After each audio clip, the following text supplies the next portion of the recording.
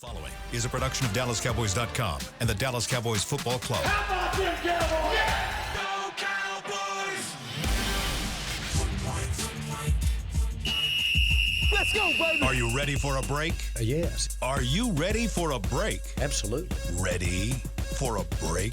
Yeah, and so much for that. It's time for The Break on DallasCowboys.com. We were on the break! With Ambar Garcia, Bryan Broaddus, Nick Harris, and Derek Eagleton. It is Tuesday, September 10th, 2024, Season 20, Episode number 26. Welcome to the latest edition of The Break Live from the SWBC Mortgage Studios at the Star. We're presented by LG, the world's #1 OLED TV brand for 11 years and counting. See why at LG.com/OLED Evo. Welcome to the show. How's everybody doing today? Doing well. Doing Good. well. Ready for a game today, Derek? Ready? Yes, I am ready for a game. I know you're going to open this thing up, but I yeah. just want to make sure He's you're ready. anxious and ready to I want to get you guys answers for these. You make me nervous, man. You really make me nervous when we delve into your games, delve into the mind of Bryan Broaddus. I'm just going to say this. I'm going to start taking over Tuesdays. Hey, you know something? That actually would be a very good I'm help gonna to me. take I got over- like literally 10 meetings take today. over Tuesday. So we can Okay. do that. We You can. know, you're dressed up. Yeah. Everybody's dressed up really nice except me. I'm a bummy radio guy. You've gotten used to this radio thing. I tell you what, being on the radio ain't a bad gig. It's really not. I will say this, though. Yeah, we're going to have Takeover Tuesdays. How about I love that. That actually makes it really easy. So all I have to do is just basically open the show And you'll have to have an and opinion. just let you roll.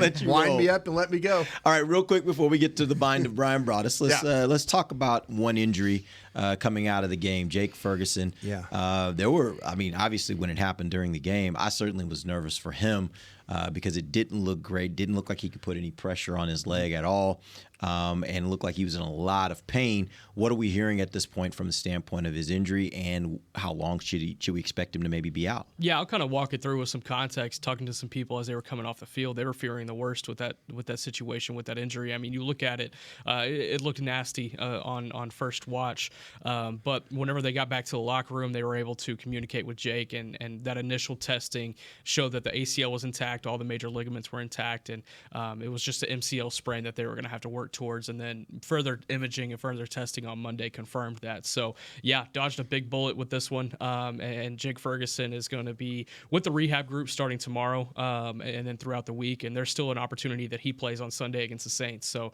when you really talk about dodging a bullet, they may have dodged everything here. So, but nevertheless, they're going to work him in slowly. If he can't go on Sunday, that'll definitely be a big opportunity for the depth of that room.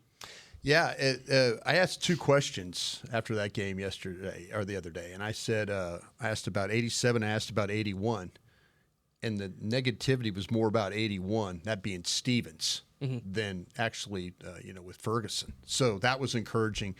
I think Nick has got everybody up to speed on that. Yeah, they were worried about some ligament damage, and it didn't happen. And they were happy about that. So, yeah, if he's with the rehab group, I think this is one of those things where if you ask Coach McCarthy, he would say it's probably going to be a little bit about we'll protect him, but it's about pain management, stuff like that. They always like to tell you that when a guy's trying to play on something that maybe needs a game or two off. But I didn't get the vibe that it was something that they were that's something they're going to work through. But it sounded like to me that Stevens with the hamstring was something that was a little bit more concerning to them.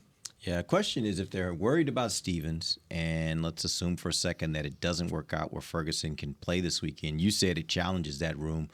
My question is does it challenge the rest of the whole offense? Because now you're down probably the two best playmaking tight ends that you have on the roster, at least from what we've seen.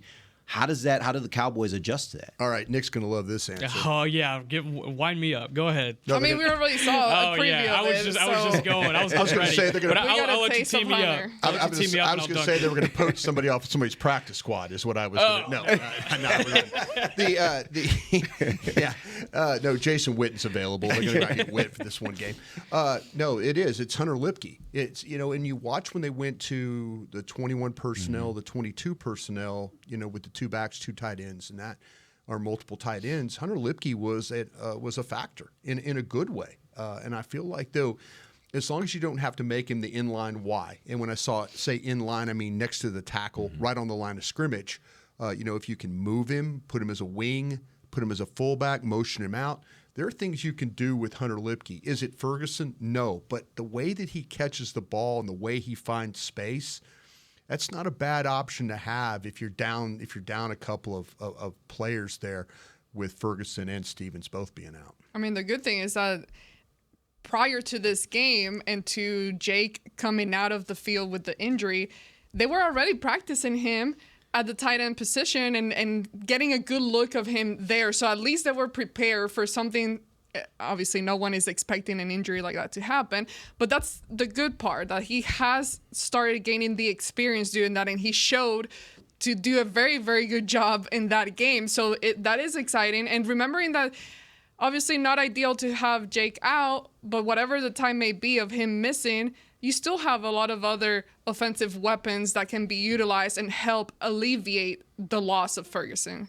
It's interesting, as I watched the game last night, the Monday night game, the 49ers versus the Jets. I was watching, Kyle Juszczyk, and I was like, there really is no reason why you couldn't see Hunter Lipke developing into that caliber of player. Yeah. He has those skills. Like, he has all those different skills He you does. see from Juszczyk. His blocking, I think, has gotten markedly better. It has. This last game, I went back and watched the game, and I just kept noticing him on plays where he's getting his block, he's getting in position, he's turning his guys, he's doing exactly what he needs to do, and I thought that was the weakest part of his game, and so he definitely could be a guy that they develop into that type of role. He was a half-man blocker at one time. You got to remember him coming out of North Dakota State. He was a running back. Yeah. He really wasn't a fullback or this. He's bulked up. He's gotten bigger. I think special teams has really helped him with his toughness too that he's had, because you watch, he could do those things pretty well. But he was a half-man blocker. He would go in there almost sideways, hitting guys, and you have to play square. We always talk about that. But he'll go in there and dig guys out. He's got an idea of how to run his feet, how to get leverage, how to keep pushing on his guy, and stay sustained. I'm trying to use that word. But he, staying on his block like that. And I think that there's the thing with Juszczyk is he plays so well on the move. And they figure out running the ball when they do have McCaffrey and they're not just finding some guy off the street like they do. That's amazing what the 49ers do in that regard. Amazing. But you watch how they use him. Hunter Lipke playing on the move and Juszczyk playing on the move. That's for those guys to be able to be that big and to be athletic enough to run. And then now all of a sudden you're on this in space and you're dealing with this 240-pound guy in your face, and you're now trying to fight that on the edge. Then they got wide receivers blocking, and now the ball's coming downhill. And that's how you run the football, when you have guys like that have an understanding of how to play in space or how to dig guys out. And they're going to play square, and that's what Hunter Lipke is learning how to do. This is my favorite segment we've ever done. I mean, for me, whenever he was coming out, it was the IQ that really popped off the film for me. He catches coming out the of ball North Dakota well, State. too. He catches the ball well. Yeah. He can get downhill and create some running lanes. And we've seen him develop and get better with that as time has gone on. And I think the really important thing about Hunter Lipke's young career so far is that fumble in Miami that he had on the goal line, because there was immediate trust put back in him after that. Yes, he didn't touch the ball after that for the rest of the season, but he was still on the field. And then going into preseason, going into the season this year, it's been Mike McCarthy, it's been Jerry Jones, it's been everybody who is important when it comes to making those decisions, putting confidence in him and saying he's going to be a bigger part of this offense going forward. And just to remind everybody, I might do it every day this week, but Hunter Lipke is your third leading receiver on the Dallas Cowboys. So just to give a weird For a week. Observation, but you guys know I always like talking about vibes and all of that jazz.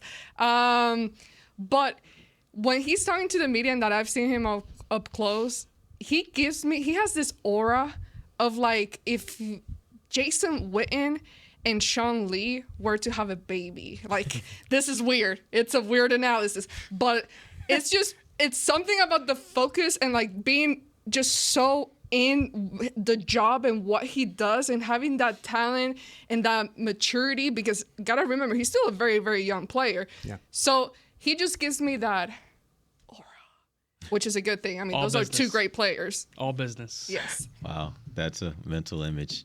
Jason Witten. You get a lot You on don't this show. have to imagine the process, Derek. I wasn't talking okay? about the process. I'm just What saying. mental image are you talking I'm about? talking about just the bringing together of their genetic makeup. I'm like, that's two cool. Quickly good became my things, least okay? favorite segment. Right. You, Real that's fast. all you. That's all Derek. I'm Real not- fast. You don't gotta right. visualize everything. All right, we're going to take an early first break. We'll come back. We need to regroup. We'll come back. Brian will jump into a Got you game covered. for us. We got a lot of different topics I'm sure we'll hit during that segment. We'll be back. DallasCowboys.com radio.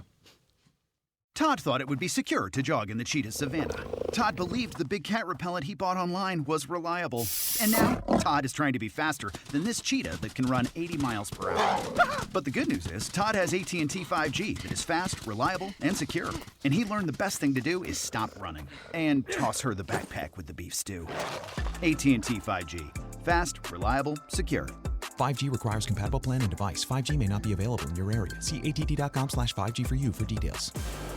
If you can't be at the stadium, there's no better way to watch your Cowboys than on an LG OLED Evo TV. That's because everything you see is more lifelike. Every play, every hit. I mean, you might as well be on the sidelines. That's how clear it is. It's all thanks to LG's legendary technology. Perfect black, over 8.3 million self-lit pixels. No one comes close. LG OLED Evo is the best TV in the game for a reason. See for yourself at lg.com/OLED Evo. Don't put off getting your oil change, Dallas. Take 5 Oil Change, a proud partner of the Cowboys, is faster than you think. There's no appointment needed and no waiting room. Yep, you heard that correctly. Take 5 is so fast, you don't even have to get out of your car. You can take advantage of Take 5's fast, friendly, and simple service at any of their locations across the Dallas area. And remember, at Take 5, you stay in your car because they're faster than you think. Take 5, the official oil change of the Dallas Cowboys. If you shout, "How about them Cowboys?" you have that undeniable passion that's the heart of Cowboys Nation. And if you like to drink Dr. Pepper, you love the unique blend of its 23 flavors. Together, your one-of-a-kind fandom paired with the one-of-a-kind taste of a delicious ice-cold Dr. Pepper is the game day lineup that can't be beat. Better yet, gather your Cowboys and Dr. Pepper fan friends to watch the next game and crack open a delicious ice-cold Dr. Pepper for everyone. The wins will be even tastier. It's a pepper thing. Life doesn't stop when the economy is uncertain. The market might not care you have a wedding to plan or a kid to put through school. And inflation doesn't know you've got a family to feed. But Bank of America does, and is here to help. With digital tools to help you save and local experts nearby, you can keep life moving forward the way you need it to. Bank of America. What would you like the power to do? Learn more at bankofamerica.com. Bank of America N.A. member FDIC Equal Credit Opportunity Lender. Back to the break. LG OLED Evo is the best TV in the game, but don't take our word for it. Digital Trends said the LG OLED G4 has the best picture quality they've ever seen. See it for yourself at lg.com/OLED Evo. I'm wondering if we should hit up LG and say, we've done such a good job with your reads. Free TVs for everybody. Should we be getting some TVs to put in our homes? When have we gotten anything for free? Yeti I was about hooks. to say, we get Yeti Yeti hooked us stuff. up. Yeah. Yeti's a great sponsor for Yeti guys. hooked us up. Yeti's Yeti a great, hooked us up. They sure and did. I know Wingstop will usually bring out Not some on our stuff show, for us. though. No, but we'll get stuff. Yeah. We get stuff from them. I got some Quaker Oats back here for you if you want them. Hey, Quaker Oats I are love good. Quaker Oats. They're good food. I love Quaker Oats. I'm full right now. I so. love oatmeal, But I still haven't gotten any. Why was Where's I my thinking package? the same thing? I was thinking, do you be that guy who just mentioned that we need some free TVs? No, or something? I am. And then you brought it up, and I'm like, oh, thank God. I'm literally as she was doing the read, I was like, you're thinking your college football, your NFL games, just everything in general. You're just watching it on a beautiful TV, clear picture. if you want us to give you a real good advertisement, put a TV in our home. I'll put that on social Promise, media I every day. will throw something at it. I'll be really nice to it. It's make sure it's right in front of me. Okay. Welcome back. It is the second segment of the break. We're live from the SWBC Mortgage Studios at the Star. This segment brought to you by blockchain.com. I just wanted to add. Take some blockchain too. If I'm sure if you would. only we had a VP around Here we here go with that that. could Like a advocate. senior vice president? If only. There's only one person on the show wearing shades. There's only one person. And talking if there's a about, big time person And on the show. there's only one person wearing like a suit right now. There's only one big time person on this show. All right, Brian, it's your turn. What you got? Ambar, Oh, Lord. Let's go. Give me the best trait of Jordan Lewis. Jordan Lewis. Give me the best trait. Okay, I was about to answer. I'm just repeating the question for you. I love how competitive he is, despite everything that he's had to face since the moment he got here, and not necessarily being the ideal corner type of player with all the traits that, what was his name? Chris Richard at the time wanted. Yeah. He still fought through, and he's still here on the team. Yeah. So with him, despite, I mean, he has many abilities on the team, but to me, when you talk about him and mention him, the one thing that stands out is just his competitiveness as a player. Everyone's competitive, but he just brings that different fire to it. Nick Harris. Talk to me. Best trait about Jordan Lewis. Toughness. Yeah, I'm going toughness. It was really apparent for me coming off of that injury that he had going into last season with the Lisfranc injury, and talking to the medical people who talked about how severe that really was, and him being able to bounce back from that, and then in the back half of the season last year, really turning it up and having a strong finish to the season. He had a great camp, and he had a strong start to the year on Sunday. Boss man. I will say toughness, but I'll take it in a little different direction. I'll say mental toughness. I've seen players around here, and I know we all are aware of one particular tight end where the way that he handled the Cowboys bringing in other tight ends wasn't the best way to handle it. And it did. I don't think it did him any favors as far as his preparation and him taking care of what he could take care of. Jordan is just the opposite. Every single year, the Cowboys go out and draft a cornerback. Every single year, it seems like it happens. Whether it's in a later round, early round, they're going to draft somebody. I've never seen him react in a way other than, all right, let's compete. And so I love his physical toughness. I love how he, even on the field, I love how he addresses when he's got to go up against whomever that is on the other side. He doesn't back down. He's ready to go. And so I love his toughness. I love his mental and his physical toughness. Yeah, I think his survival tactics are the best. Like you said, they bring in guys all the time, and we talk about, well, they could bump Bland inside. They could, we get really creative and all that. Who keeps lining up out there? And as an honorable mention, how many years is he now? Has it been 8 years? Yeah, isn't that crazy? Let me they double grow check up fast, that. Oh, they do. They do. Off-air conversation. Yeah, but that's I think with him, it's survival, but in a way that he's, you keep, like you mentioned, you keep bringing guys on, and you find these talking points we have in June, and it's like, man, Bland, and hey, Carson's going to play outside, Bland's going to kick inside. Nah, that number 2 keeps lining up, playing inside, covering guys, not tackling when he needs to, being physical when he needs to. I've thrown a lot of dirt on that guy. That's been him and Steele have been a big mistake for me in that way. I'll tell you this too, as an honorable mention. His personality is something I think is underrated. Yeah, a lot of fans probably don't know it because they don't see him enough. He's a funny guy. Yeah. And he seems like he just gets life. Married guy. Yeah. He just kind of, he's humble. He gets life. And that to me is like, that's not always, by the way, this is like just a general thing with the population, everybody in the population. Yeah. Not everybody gets life. You know, a lot of people live their lives in lots of different ways, but I think he just kind of gets it. And I appreciate that about him. I think he creates the right kind of role model for kids out there who look up to professional athletes. I like what you're saying there. Nick? Talk to me. Which of the defensive rooms were you the most impressed with? From Sunday specifically? Yes. I would have to go with the linebacker room. With the way those guys played, Eric Kendricks balled out. We're looking up after week 1. He's leading the team in tackles, interceptions, sacks, just about every defensive stat that you could want. Really strong start for him. And then DeMarvion Overshown, what he was able to do, flying to the ball, getting after it. I mean, that speed was on full display. And even when Maris Luafau came in the game, he was making an impact late in that game. Damone Clark as well. It's got to be the linebackers. Boss man. I was going to say linebacker as well. I think that's the answer, but I'll give you an alternative. A part of a room, the defensive ends. I look at Tank and Micah and what they did in that game. They wrecked that game. Mm-hmm. They absolutely wrecked that game. And then you can even throw in Nealon. I thought Nealon had some nice plays out there as well for his first game in the NFL. So I'd give you that one as a second. But I think the linebackers are best. But I think the defensive ends are really good. AG. I'm going to go with a different one, DBs and the cornerbacks, because, and yes, sure, there was a touchdown that Kalen Carson allowed, but overall, because of expectations and the things that they had going up against them, you can talk about the defensive line. We know the talent that's there. You can talk about the linebackers. We've been seeing what they've done throughout training camp, and we know, or we had an idea of what to expect.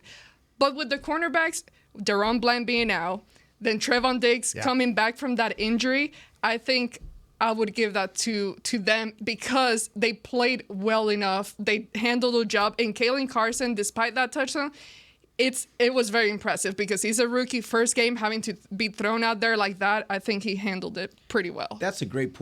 She made a lot of great points. If you would have said going into that game, any position had the most question marks, that's exactly what it was. It was cornerback, and the fact that they played as well as they did, that's a great point. Yeah, that was when you started dancing down that. I think we had. I started taking the smart pill. Yeah, I didn't say my that. smart vitamins, Brian. I didn't just say for that. you. They sell them that. I don't know what pharmacy is the sponsor here, but they sell them somewhere. I was about to say, be very careful. Yeah. I don't know who it is. Yeah. I don't know. I was just thinking, don't say anything. A really quick stat to piggyback off of your point, Derek. Number 1 in the entire NFL in pressures generated in Week 1, Micah Parsons with 9.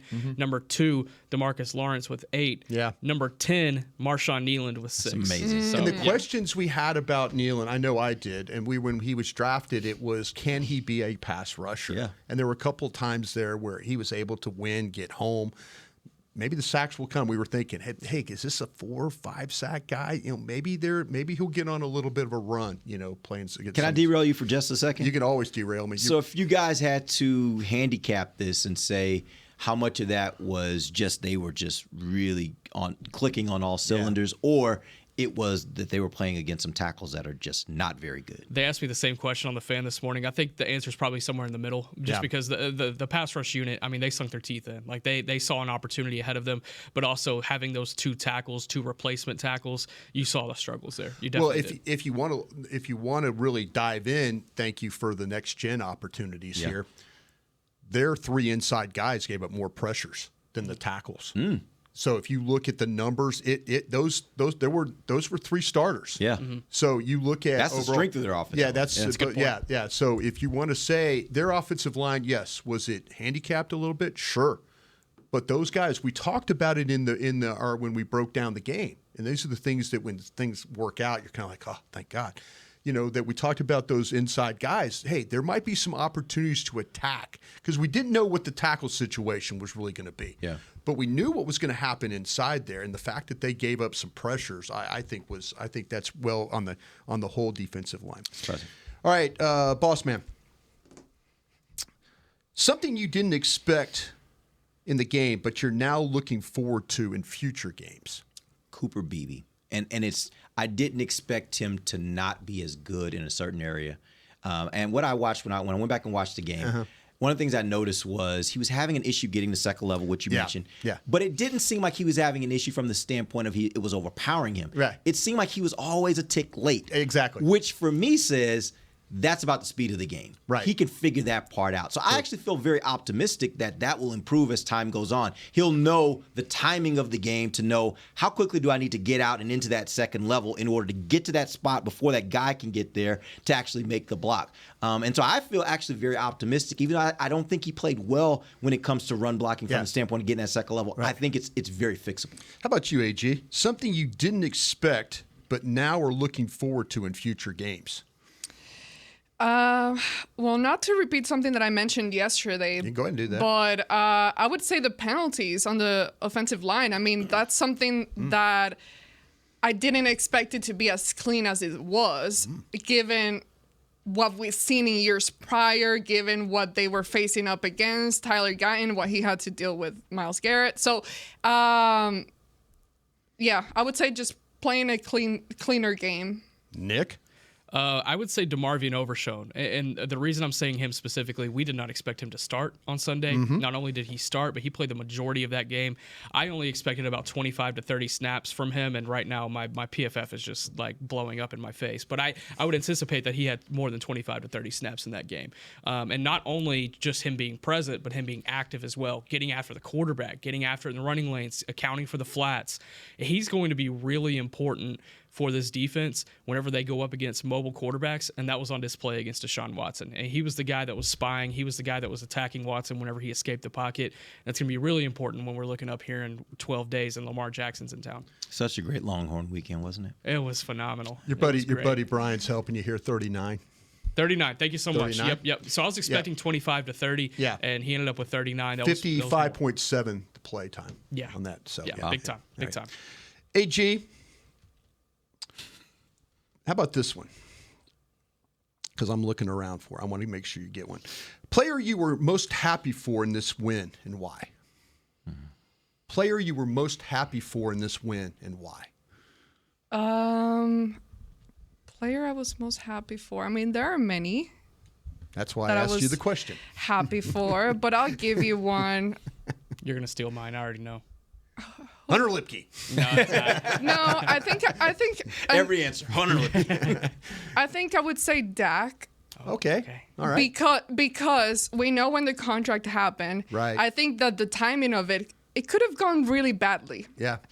The game could have been better for sure. They could have gotten to the end zone a lot more times. But just in general, him protecting the ball or not giving it up, creating, throwing interceptions or things like that, I think that I was happy that the game turned out the way it did for him, because otherwise the conversation, it would have been a bleep show. Yeah. So I'm happy that he got his contract, and I'm happy that we're here just not talking about that anymore. Nick. Trayvon Diggs. Whenever he was coming out onto the field for pregame warm-ups, he had tears in his eyes. And there was one that was kind of leaking down his face. He shared a long embrace with Al Harris in pregame. I mean, when I say long, it was 45 seconds to a minute. It was big for him. Do what? I'm glad you timed it. I could actually see Nick there like this, like one Mississippi, two Mississippi. Exactly. Wow. This is going pretty long, guys. I was like, do they pull off as soon as they break contact or as soon as the hug ends? That's a reporter right there. You try. I try sometimes. But yeah, and to see him get that interception late in the game, it was cool. I was really happy for him and just the journey that he's gone through over the last year. And I believe it was Mike McCarthy that mentioned it yesterday. There's dark days that you experience in that training room by yourself while your entire teammates are out playing and trying to chase the Super Bowl. And he said that that's the battle that Sam Williams is facing right now. And to see Trayvon Diggs have that type of return, and not only impacts his own recovery, but he can go to Sam Williams and be like, look, like a year from now, that's going to be you. So yeah, Derek. I'm going to throw out Zeke Elliott. And the reason why I'll throw him out is because I remember back during camp, I tweeted, one day I tweeted that Zeke looks like he's a little more spry this year than he was the last time he was with the Cowboys. And I got killed. Like, people were just like, oh, Zeke, he's washed up, whatever. And I'm not, by no stretch am I saying that Zeke Elliott is a Pro Bowl type running back. He's not the guy he was when he started in the NFL, which I think was a phenomenal running back at that point.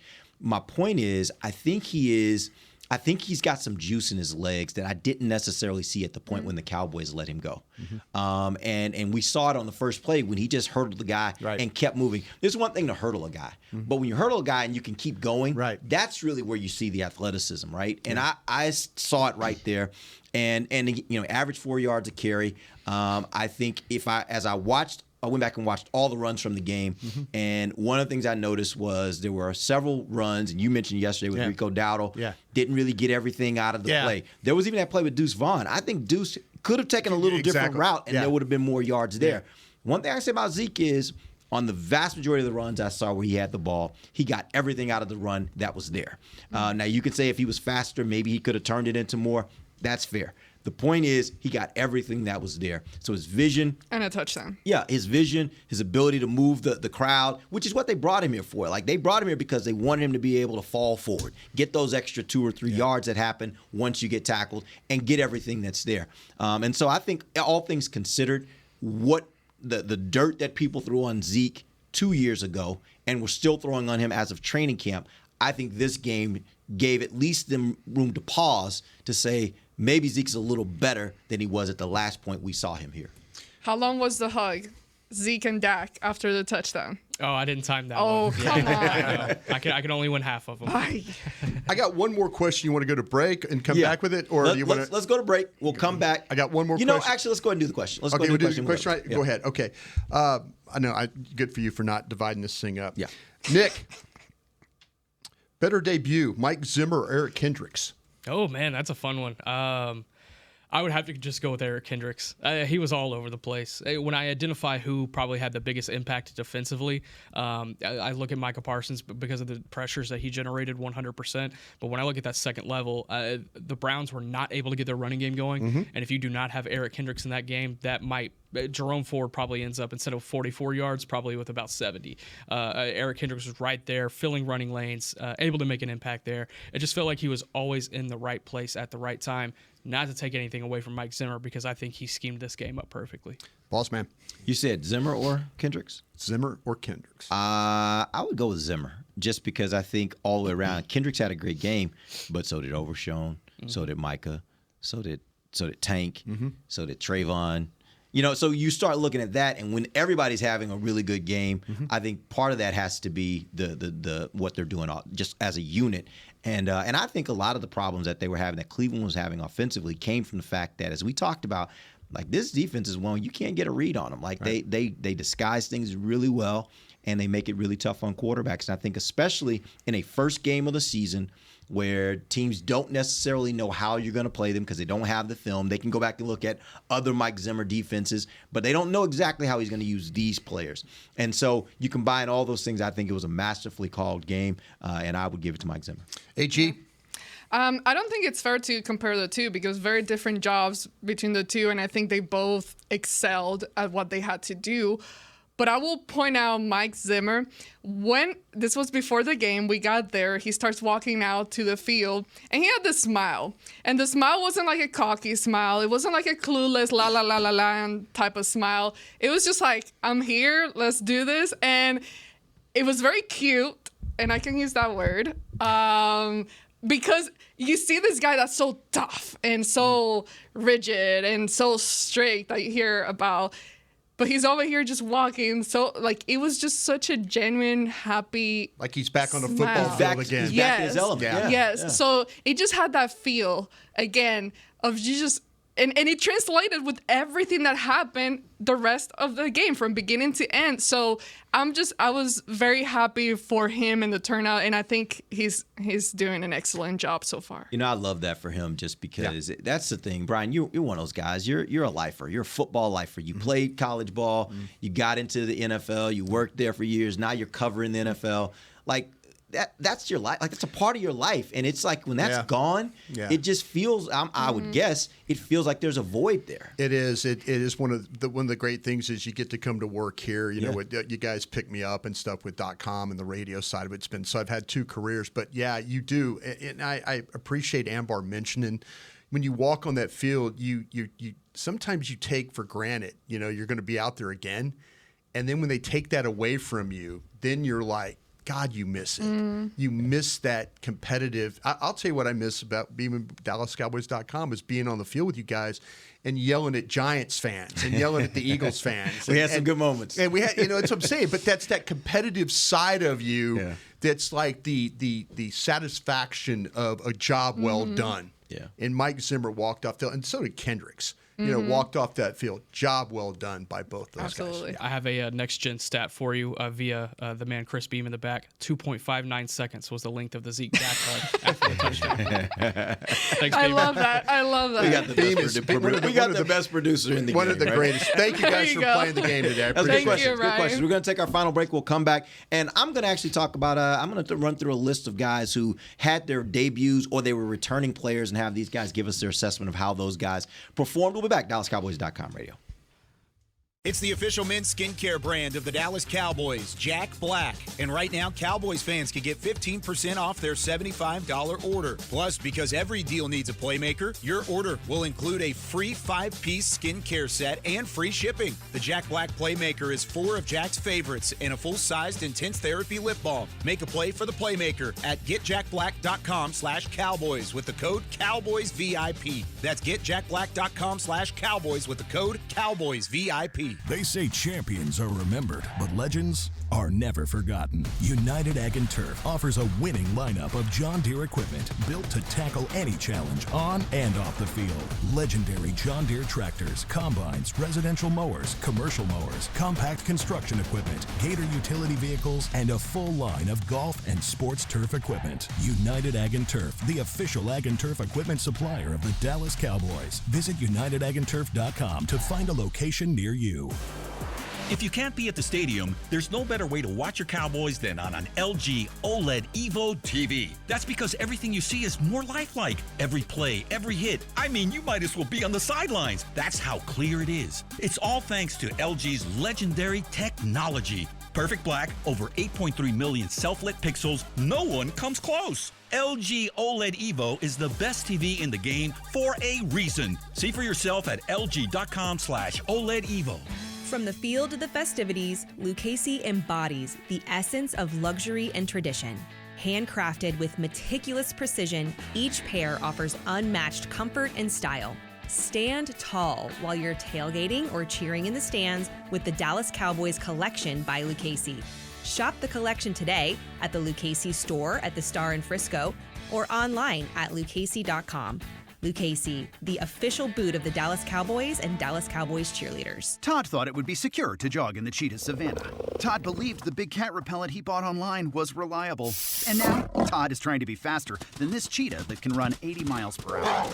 But the good news is, Todd has AT&T 5G that is fast, reliable, and secure. And he learned the best thing to do is stop running and toss her the backpack with the beef stew. AT&T 5G. Fast, reliable, secure. 5G requires compatible plan and device. 5G may not be available in your area. See att.com/5G for you for details. Back to the break.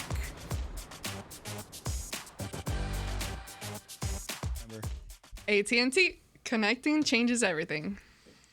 Welcome back. I got AT&T. I could use something from them too. Yeah. Anything they want to send.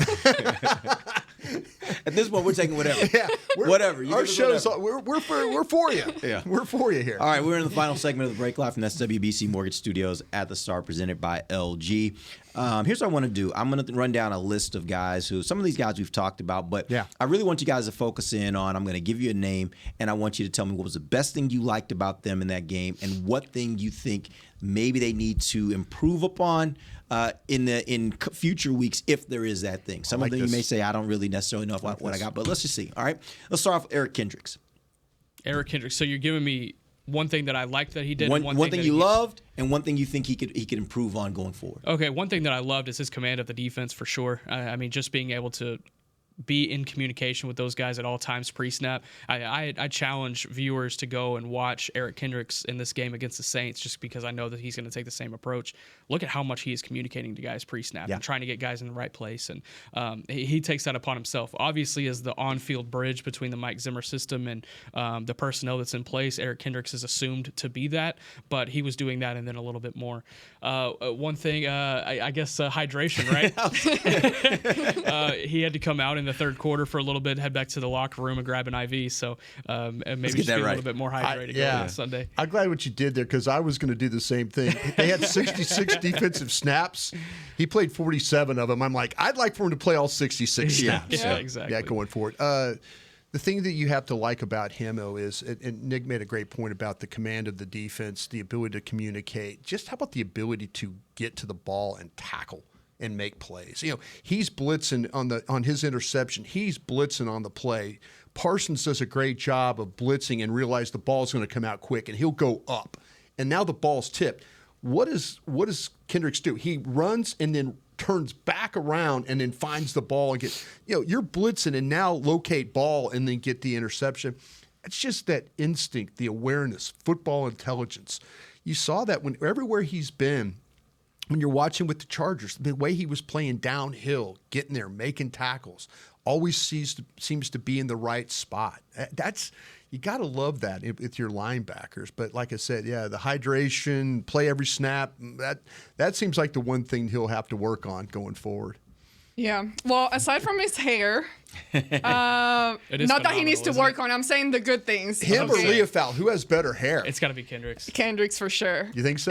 It looks more moisturized. Yeah. It has more hydration. I'm gonna Maybe ask that's where the hydration goes to the water. He's our player guest on Thursday. Every Thursday we. By the way, he was really good last week. I listened to that. He's really good last week. I'll ask him about his hair. There you go. He was a fun interview. He has a fun interview. But yes, great hair. But I don't have much to say on him needing to improve other than, yes, we'd love to have him out there the whole time. But what I love about him is that, so he's 32 years old, despite his age, his speed. I mean, he's so fast. And his ball awareness, everything, he's so aware. He doesn't miss a bit. My accent, here we go. A beat. A beat, yes. A beat. But yeah, no, just his speed. Despite his age, he moves around so well. All right, Jordan Phillips. Jordan Phillips. Okay, this is. Can I take this one? Yes, absolutely. Jordan Phillips. Okay, when I watched him, you got him from the Giants, and when we were all together in Oxnard, we kind of had shows and talking about Jordan Phillips, the addition, what he means. When I watched Buffalo tape, I saw a more active player. I know he didn't get a whole lot of snaps in this thing. I mean, let me look at that up. I got 13 snaps is what it says here on my next gen stuff. So with that being said, though, when he was with Buffalo, you saw the wide techniques. You saw the three technique. You saw the up the field guy. You saw the guy destroying blockers. You saw the guy taking on Tyler Smith and having some success, and then taking Broaddus and pushing him out of the way. I that's what I want to see with Jordan Phillips. I want him to be able to be that guy that I was evaluating on Buffalo tape, because I think that's the type of player he can be. So that would be, what do you need to work on thing. I love the size. I love the ability to size. When him and Linval Joseph are standing or playing next to each other, that's wide. That you've got some like two Winnebagos parked in there, taking it, And so I like that look, but I want to see more of that Buffalo Bill guy that was running against Tyron Smith and got a sack. Yeah, that's the guy I want to see. Yeah, I think the thing that probably benefited this defense the most, and this is probably something that Jordan Phillips, just his presence brought, more so than his ability, is Deshaun Watson was a little bit hesitant to throw across the middle of the field with those big arms in front. Ball, And so I think that's just more so his presence being there. But I agree with you, Brian. He needs to get upfield. I want to see him get upfield. In a game like this where you say, the interior pressure was prevalent and this pass rush unit was getting after it. Okay, where's Jordan Phillips? Because I want to see him be a part of that too. Because I think generating interior pressure, when you look at the guys in that room that you would identify as someone who needs to come out, it's Osa number one, and then Jordan Phillips number two. And then we start talking about Mozzie and Linval Joseph. But I want those guys to just focus on defending the run. But I would like to see Jordan Phillips get upfield. For me, can I double it and pass it on to the next? Sure, yeah. I'm not even going to lie. I'm not going to make up anything. Other than that, I haven't gone back and seen him specifically point and analyze what he did in that game just yet. Yeah, I will say this. There was a play, Nick and I were actually watching it in real time, where Jordan Phillips and Linval Joseph were on the field at the same time. It was early in the game. Yeah. And it was a run play. And you see, I want to say it was Kendricks. I'm not sure. There was a linebacker. I think it was Kendricks. He just kind of slices around the right corner, or not even right corner. It's like right outside the tackle, and just knifes in and makes a tackle. And the beautiful part about it was the reason why he was able to do that is because that middle was just locked up. There was nothing the running back. He couldn't run forward. There just weren't any options there. And I'm like, that's why they went and got those two guys. The two big bodies in the middle. When they get them to the point where they're playing, and again, let's remember, neither one of them really were here for much of training camp, if at all. Neither one of them had really much of a training camp. So this is also kind of acclimating them to the Cowboys' way of playing football, but also acclimating them back to football shape. But I think that all the way around, that play was what gave me confidence that when you get into December and you're playing teams that are trying to run the ball against you, that you can have a little beef there in the middle that forces them into a situation where now your linebackers are just running. And we know they can run. They're just running and filling gaps, getting to the ball. I love that about these two players particularly. Well, how big he is, that's one of his main attributes. And if we go back to what happened last year and some of the issues that the Dallas defense was having was size. When it came to what they had going on the field, we were often talking, well, they just need someone bigger. They need more size. And I think that's what they address with this guy like him. Just putting him in there and just his presence makes a difference. Yeah, it's really amazing when you think about it. We were talking about this off air, the amount of money or the amount of resources the Cowboys did not use this year in free agency.